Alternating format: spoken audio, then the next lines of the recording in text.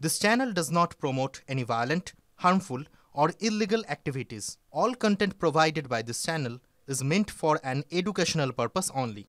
2006 সালের 11 জুলাই মুম্বাই শহরতলির 7টি লোকেশনের লোকাল ট্রেনে UEM Jaipur is a perfect target for prospective students aspiring for good jobs, good education with future-ready skills.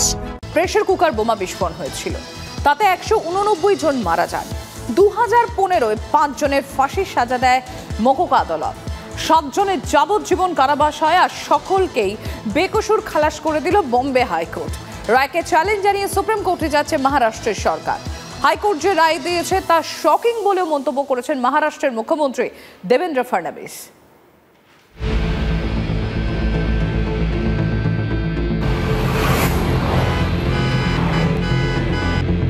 19 বছর আগের কথা, আরও একটা জুলাই মাস, তারিখ 11, মুম্বাই শহরতলির লোকাল ট্রেনে ধারাবাহিক বিস্ফোরণ ঘটে। সন্ধ্যে 6:24 থেকে সন্ধ্যে 6:35 প্রেসার কুকারের মধ্যে রাখা বিস্ফোরক ফাটে 7টি লোকেশনে।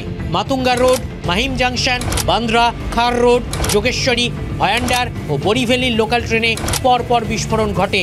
মারা যান 189 জন, আহত হন 800-র বেশি মানুষ।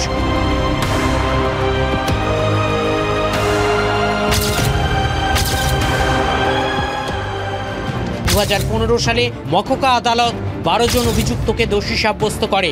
5 জনের ফাঁসি ও 7 জনের যাবজ্জীবন কারাবাসের সাজা হয়, কিন্তু সেই রায় খারিজ করে 12 জনকেই বেকসুর খালাস করে দিল বম্বে হাইকোর্ট। হাইকোর্টের যুক্তি, অভিযুক্তদের দোষ প্রমাণে ব্যর্থ মহারাষ্ট্র সরকার। অভিযুক্তরাই দোষী তা বিশ্বাসযোগ্য ঠেকছে না। সাক্ষীদের বয়ানও বিশ্বাসযোগ্য নয় বলছে হাইকোর্ট। ফরেন্সিক নমুনা সংগ্রহ ও সংরক্ষণেও ত্রুটি দেখা গিয়েছে। অভিযুক্তদের বেনিফিট অফ ডাউট দেওয়ার কথা জানিয়েছে হাইকোর্ট। দোষী সাব্যস্তদের একজন 2019-এ কোভিডে আক্রান্ত হয়ে মারা গিয়েছেন। বাকিরা 19 বছর হাজতবাসের পর মুক্তি পাবেন।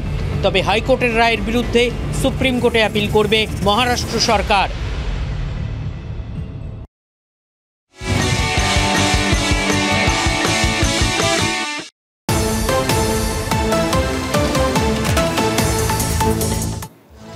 এবার নজর রাখবো আবহাওয়ার খবরের দিকে। বঙ্গোপসাগরে ঘনাচ্ছেন নতুন করে নিম্নচাপ। কাল থেকেই ফের ভারী বৃষ্টির পূর্বাভাস দক্ষিণবঙ্গে।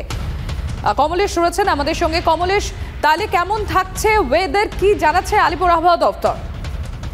দেখো, এখন যেমন মাঝে মধ্যে রোদ উঠছে, এই আকাশটা হঠাৎ করেই চেঞ্জ হয়ে যেতে পারে। তার কারণ কাল বাদে পরশু একটা নতুন নিম্নচাপ বঙ্গোপসাগরে সৃষ্টি হতে চলেছে এবং সেটা শক্তি বাড়ানোর একটা আশঙ্কা রয়েছে এবং সেটার কথা মাথায় রেখেই কাল থেকে দক্ষিণবঙ্গের বিভিন্ন জেলায় ভারী বৃষ্টির পূর্বাভাস দেওয়া হয়েছে। কাল মূলত উপকূলে 2টো জেলা, দক্ষিণ 24 পরগনা, পূর্ব মেদিনীপুরে ভারী বৃষ্টি হতে পারে। পরশু দিন দক্ষিণবঙ্গের গোটা দক্ষিণবঙ্গে, কলকাতা সহ গোটা দক্ষিণবঙ্গে ভারী বৃষ্টির পূর্বাভাস এবং বৃহস্পতি শুক্রবার শুধু ভারী নয়, অতি ভারী বৃষ্টি, অর্থাৎ কোনো কোনো জায়গায় 200 মিলিমিটার পর্যন্ত, একদিনে 200 মিলিমিটার পর্যন্ত বৃষ্টির আশঙ্কা, বৃষ্টির পূর্বাভাস দেওয়া হয়েছে। ফলে অনেক জায়গা তো এখনো জল নামেনি, সেই অঞ্চলগুলোতে বন্যা পরিস্থিতির নতুন করে অবনতি হতে পারে। শহরতলি অনেক জায়গা নতুন করে জলমগ্ন হতে পারে এবং পূর্বাভাস জুলাইয়ের বাকি দিনে অনেক বৃষ্টির আশঙ্কাই করছেন আবহাওয়াবিদরা সম্প্রতি। ধন্যবাদ কমলেশ।